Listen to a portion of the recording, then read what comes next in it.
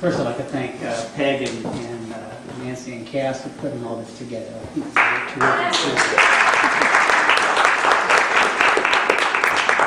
terrific. This is fairly early in the book, so I don't get a lot of setup. You ought to know that this the character is for James Hill. He's a black kid from Cincinnati, and he found out that day that he was going forward, so he's a new arrival at this base. He died all along. Christmas Day, 1968. On the bottom step of the mess hall, there was a bloated mass of hair and miscellaneous legs that might have been a rat, a mongoose, or a pile of wet clothes. Hill finally recognized it as a dog. He was lying on his back, his two front legs curled at the knee. One hind leg stuck straight up, the other was missing. He had the squat limbs of a bulldog, the coloring of a German shepherd, and the skin of a Shar-Pei. So loose that when the dog shifted his body to look at Hill, the skin stayed in place.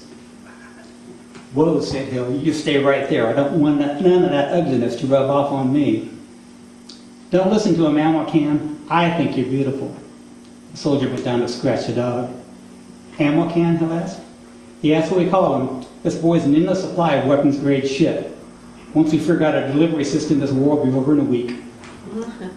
The soldier laughed. His face was seared red and pockmarked. He wore an open flak jacket, a fatigue shirt with no sleeves, and a helmet covered with graffiti. On the left side it read, "Fighting for peace is like fucking for virginity." He scratched the base of Amocan's stump. "This here's his secret spot," he said. "Watch." As he scratched, the dog's missing hind leg began to pump. Hill laughed. "Now that's something." "Yeah, just be careful," the soldier said. "Where'd you guys find him?" "It's more like he found us. He hobbled in one night during a monsoon. We all figured he was getting out of Dodge before the dinks ate the rest of him." The soldier stood, nodded to Hill, and went into the mess hall. As Hill turned to follow, Amocan let out something between a yawn and a soft howl. He arched his back and rolled to one side and reached, pawing the air with his right front leg. Hill laughed, bent over, and began scratching the dog's extended belly. He scratched a little harder, and the dog's stump began to pound at an itch it didn't have. Then the dog wrapped a paw around Hill's arm. Hill rubbed him a little faster, and the missing leg pounded harder, and Hill laughed and kept scratching. Then, slowly, a moist pink arrowhead emerged from his furry quiver at the base of Amocan's stomach.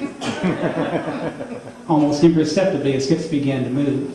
His paws held tighter onto Hill's arm, his neck arched slightly, and his eyes narrowed as he gazed urgently at the far horizon. The stairs began to tremble. When he curled his abdomen around Hill's leg, Hill jumped to his feet. "Do not tell me you're trying to hump my ass, because that ain't going to happen." Amocan growled. "Go ahead, motherfucker. Growl at me." Hill opened the mess hall door.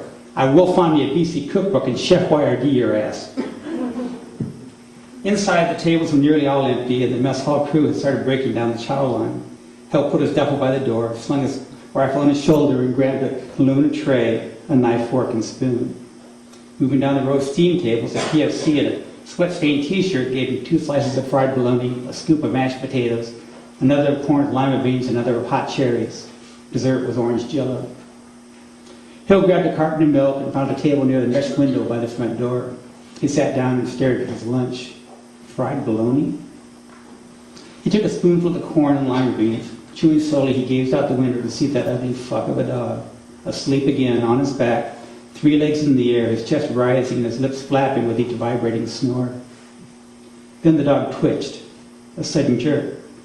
He rolled over onto his feet, he stood up, he sniffed the air. He looked left, looked right, and sniffed again, paused for a moment. He snorted, then carefully eased himself down the step and onto the ground. He waddled away, his bloated body teetering, nearly capsizing, with each ill-balanced step. He curled up inside a sandbag hooch 10 meters from the mess hall. "I wouldn't be hanging around that food hooch if I were you," thought Hill. "Rats will kick your sorry ass."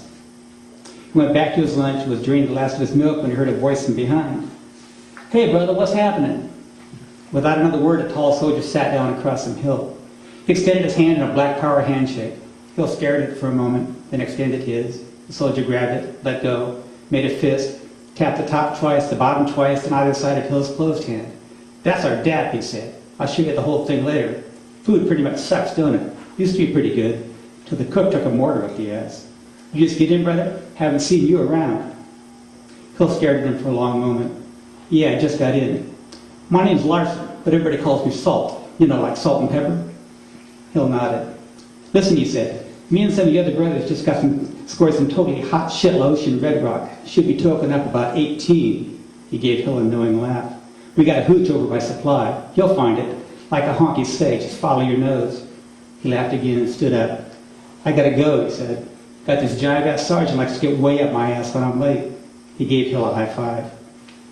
Tell me your name again, Hill said. Larson, said the soldier, smiling. Salt. Yeah, Larson, Salt. Hill paused. Your mama, she did tell you was a white, right? Larson smiled as he turned to leave. It's just skin, brother. It's just skin. Hill shook his head. Horny dogs, fried bologna, and white boys that ain't got no mirrors. This is for sure one fucked up place. Outside, the soldier who put a pile of food on Hill's tray headed towards the sandbagged hooch, decking his head as he stepped inside. A second later, Hill heard a shout and saw the soldier jump out of the hooch, turn and sprint back to the mess hall. He stirred on the screen door and ran in, shouting, "Ammo cans in the hole! Ammo cans in the hole!" The mess hall erupted. Soldiers jumped out of their seats. The wooden floor shook. Shouts of "Move, move!" matched with the sliding crash of chairs. Everyone ran for the door. Hill stood and sat in stunned fascination for a brief second, then threw his helmet on, grabbed his rifle, and joined the stampede. Outside, soldiers were yelling and diving into the empty sandbagged hooch.